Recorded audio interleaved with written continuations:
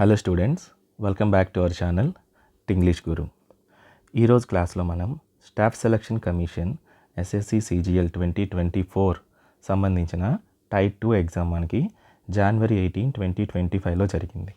So ఈ ఎగ్జామ్లో expected cut off ఎంత ఉండొచ్చు అనేది అయితే మనం ప్రెడిక్ట్ చేయడానికి ప్రయత్నిద్దాం. సో ఈ ఎక్స్పెక్టెడ్ కట్ ఆఫ్లు ఎలా ప్రెడిక్ట్ చేసాం అనే దానికి బేస్ ఏంటి అనేది మనం ఇప్పుడైతే ఒకసారి చూద్దాం. సో ముందుగా మ్యాథ్స్ టాపిక్ తీసుకున్నట్లయితే maths topic previous year paper అంటే 2023 పేపర్తో మనం కంపేర్ చేసినట్లయితే కాస్త ఈజీగా వచ్చిందని చెప్పుకోవాలి. దీనికి కారణం కూడా చెప్తాను.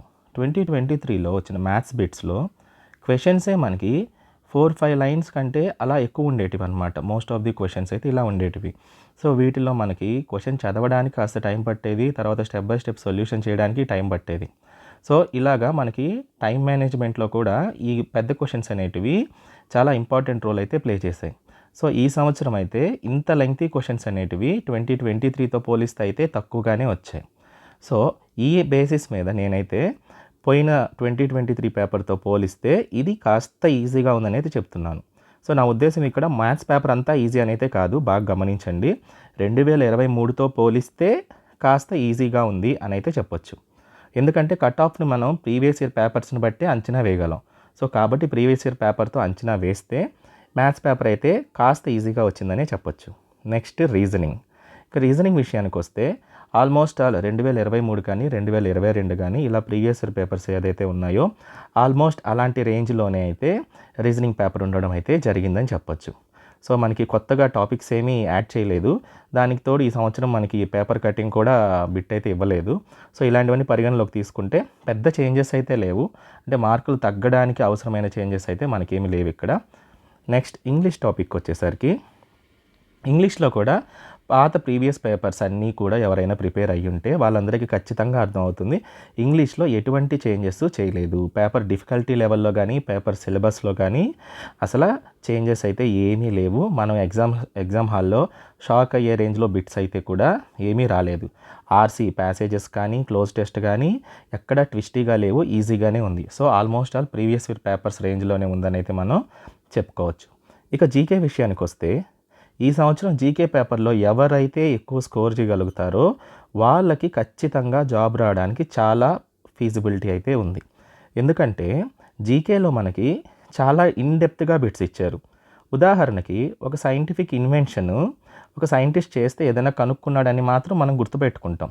కానీ అది ఏ సంవత్సరంలో కనుక్కున్నాడు అనే రేంజ్లో బిట్లు అడిగారు. సో అంత డెప్త్లో అడిగినప్పుడు అంటే మనం బాగా ప్రిపేర్ అయిన వాళ్ళైతే మాత్రం ఖచ్చితంగా జీకేలో ఈ సంవత్సరం స్కోర్ చేసినట్లయితే వాళ్ళకి డెఫినెట్గా జాబ్ వచ్చే ఛాన్స్ ఉంది. సో మనమైతే ప్రీవియస్ ఇయర్ పేపర్స్తో పోలిస్తే ఈ సంవత్సరం అడిగిన జీకే పేపర్ మోడరేట్ టు డిఫికల్ట్గా పరిగణించవచ్చు.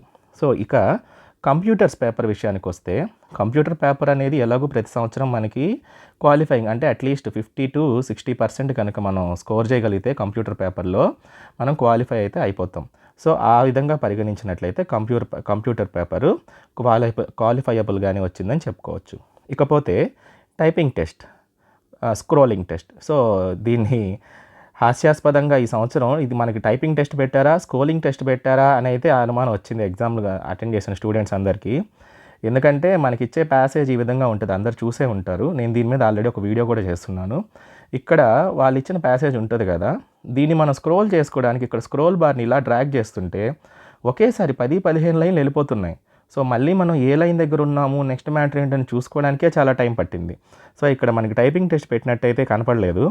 ఏదో స్క్రోలింగ్ టెస్ట్ వాళ్ళ సాఫ్ట్వేర్లో ఉన్న స్క్రోలింగ్ టెస్ట్ని మనం ఎలా హ్యాండిల్ చేస్తామా అనేది అయితే చూసినట్టున్నారు. స్ట్రెస్ లెవెల్స్లో మనం ఆ స్క్రోలింగ్ని హ్యాండిల్ చేయడమే మనకి పెట్టిన టెస్ట్ అని అయితే నాకైతే అనిపించింది. సో ఈ టైపింగ్ టెస్ట్లో మనం ఎంత మాత్రం పర్ఫామ్ చేసేది అనేది ఇంకా దేవుడికే తెలియాలి. ఎందుకంటే ప్రీవియస్ ఇయర్స్లో మనం టైపింగ్ పారాగ్రాఫ్ అంతా ఒక 2000 డిప్రెషన్స్లో 2050 డిప్రెషన్స్లో ఇచ్చేవాళ్ళు. దాన్ని మనం టైప్ చేశాక మనమైతే ఎర్రర్స్ చెక్ చేసుకోవడానికి కనీసం ఒక 5-6 నిమిషాలు 2-3 నిమిషాలైనా ఉండేది. సో ఆ టైంలో మనం ఎర్రర్స్ చెక్ చేసుకొని ఏమైనా చిన్న కరెక్షన్స్ ఉంటే చేసుకునేవాళ్ళం. ఈ సంవత్సరం అవకాశం లేకుండా పోయింది. మోస్ట్ ఆఫ్ ది స్టూడెంట్స్ అందరూ 15 నిమిషాల పాటు ప్యాసేజ్ టైప్ చేస్తూనే ఉన్నారు. 15 నిమిషాలు అయిపోగానే సడన్గా అయితే స్క్రీన్ అయితే మనకి ఎండ్ అయిపోతుంది. సో మనం ఎర్రర్స్ని చెక్ చేసుకోవడానికి వాటిని కరెక్ట్ చేసుకోవడానికి అయితే ఎటువంటి అవకాశం లేకుండా పోయింది. సో నెక్స్ట్ ఇయర్ అయినా సరే మనం గుర్తుంచుకొని ఈ కొత్త మార్పును మనం గుర్తుంచుకొని ఒక 10 నిమిషాలు టైప్ చేశాక కనీసం ఆ 10 నిమిషాలు టైప్ చేసిన మ్యాటర్లో ఎర్రర్స్ ఎన్ని ఉన్నాయో చెక్ చేసుకొని కరెక్షన్ చేసుకోవడం అయితే మనం అలవాటు చేసుకోవాల్సి వస్తుంది. సో ఇక్కడ నేను చెప్పబోయే కట్ ఆఫ్స్ ఖచ్చితంగా స్లైట్ వేరియేషన్స్ అయితే ఉంటాయి, కానీ డ్రాస్టిక్ వేరియేషన్స్ అయితే ఉండవని అయితే నేను దృఢంగా చెప్పగలుగుతాను. ఎందుకంటే ఎస్ఎస్సి ప్రీవియస్ ఇయర్ పేపర్స్ అన్నిటినీ నేను అంచనా వేసి మీకు ఈ స్లైడ్లు ఇవన్నీ పెడితే లెంగ్త్ ఎక్కువైపోతుందని నేను పెట్టలేదు. అందుకని మీకు ఒక జిస్ట్ లాగా నేను ఏ బేస్ మీద అయితే కట్ ఆఫ్స్లు ప్రెడిక్ట్ చేశాను అనేది అయితే మాత్రం మీకు ఇక్కడ చెప్పాను. సో ఖచ్చితంగా స్లైట్ వేరియేషన్స్ అయితే ఉంటాయి. సో ఇప్పుడు ఆ కట్ ఆఫ్స్ ఏంటో చూద్దాం పదండి. సో అన్ని పోస్టులకి నేను కట్ ఆఫ్స్ ఏం చెప్పట్లేదండి, ఓన్లీ సెలెక్టెడ్ పోస్టులు, ఇప్పుడు ఎక్కువగా ఫేమస్గా ఉండే పోస్టులు ఉంటాయి కదా, వీటిని బట్టి అంచనా వేసుకున్నా సరిపోతుంది. Postal assistant, tax assistant, auditor, excise inspector, IT inspector, ఇంకా మిగతా పోస్టులు ఏమైనా ఉన్నా ఆల్మోస్ట్ ఆల్ వీటి మధ్యలో ఉంటాయి. సో ఏఎస్ఓ పోస్టులు అయితే వీటికంటే హై కట్ ఆఫ్స్ ఆబ్వియస్గా ఎలాగో ఉంటాయి. నెక్స్ట్ ఇక్కడున్న కట్ ఆఫ్స్తో పోలిస్తే, ఇక్కడ ఇచ్చిన కట్ ఆఫ్స్తో పోలిస్తే ఓబీసీ కట్ ఆఫ్ అనేది -5 మార్క్స్ కానీ లేదా -6 లేదా -7, సో అప్రాక్సిమేట్గా -5 to -7 ఓబీసీ కట్ ఆఫ్స్ అయితే తక్కువ ఉంటాయి.